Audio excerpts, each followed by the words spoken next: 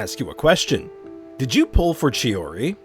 Given the general community reaction to her while she was on the Genshin beta still, as well as the marketing for Arlecchino that came in shortly after, I'm going to assume no. Now, for me, she checks all of my boxes.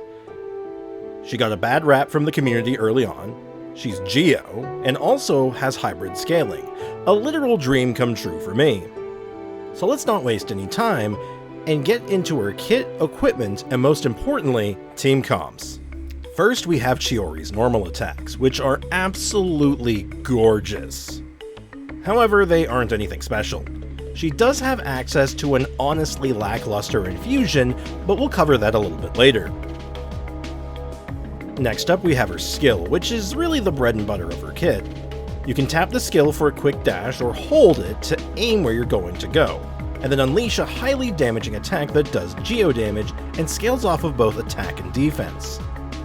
Afterward, she leaves behind a puppet that will attack every 3 seconds or so, dealing additional geo damage with the same scaling type.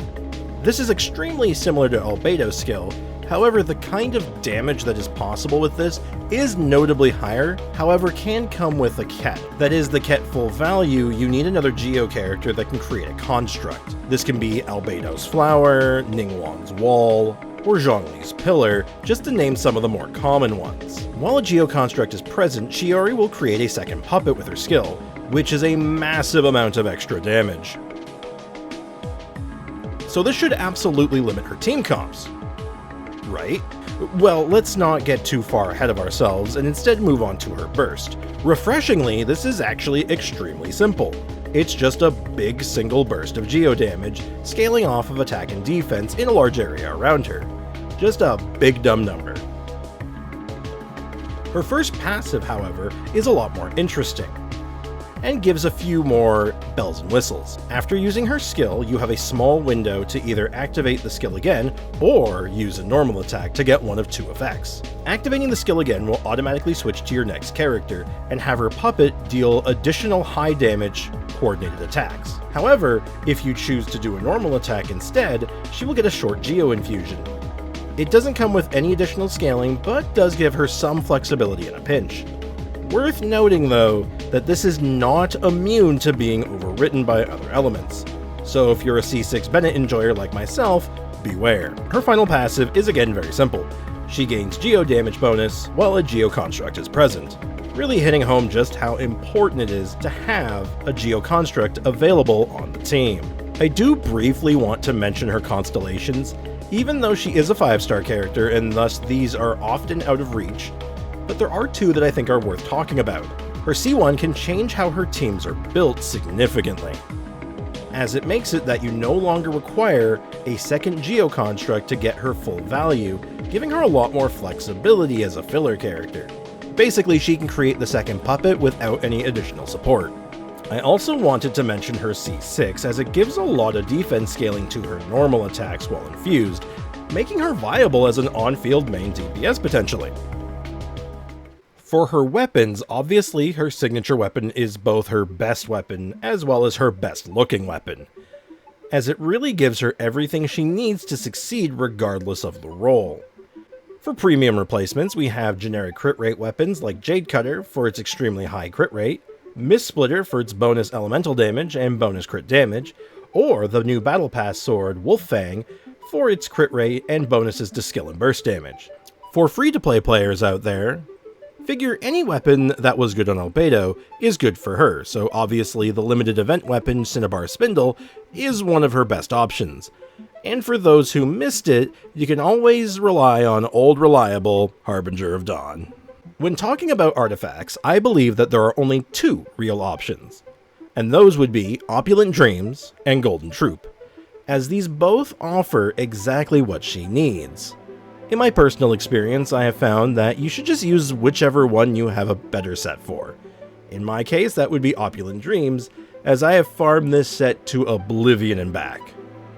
Here are the stats that we're going to be working with for the showcases. So let's talk team comps.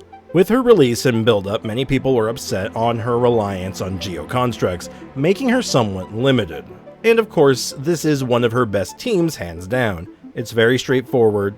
You run a lot of Geo supports with a good Geo DPS like Noelle or Ito, and you just go to town, really.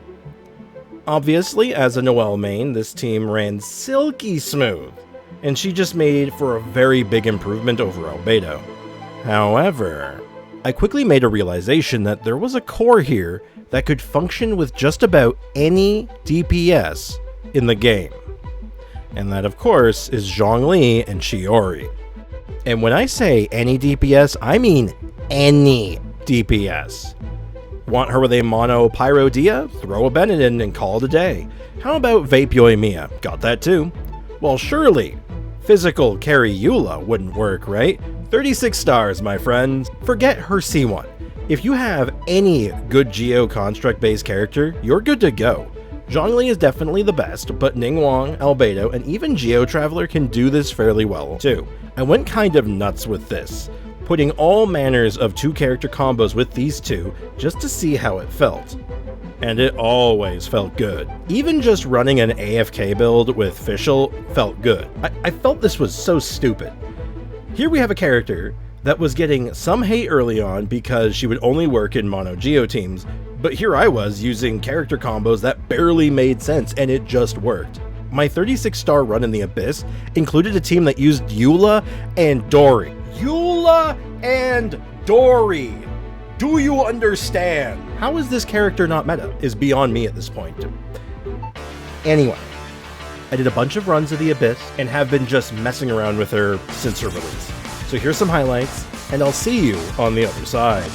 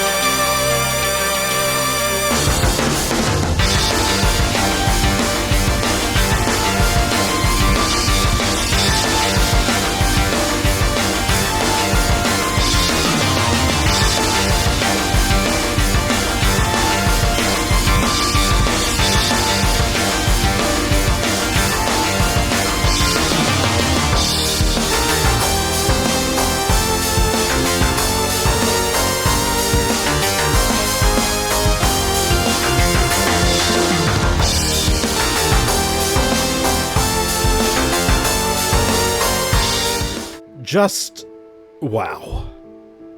Chiori has quickly become one of my favorite characters to use, joining that upper echelon alongside Noelle and Dia. An absolute delight, to be sure. A character that was destined to be off-meta, showing just how strong she can actually be. To all the Chiori's enjoyers out there, how have you been enjoying her so far? And to all the Chiori detractors, have you changed your mind at all? I think she's fantastic, and I'm looking forward to her reruns just to try to grab a couple of constellations down the line. If you thought the video was good, and you think I deserve it, please leave a like and subscribe. And if you're interested in seeing my process to building characters like this, or trying off-meta weird stuff, or hell, even if you just have a question about Genshin, feel free to stop by my streams right here on YouTube, Monday to Friday at 10 AM to 2 PM Eastern Time. Anyway, that was a wild ride, and that's all from me. Cheers.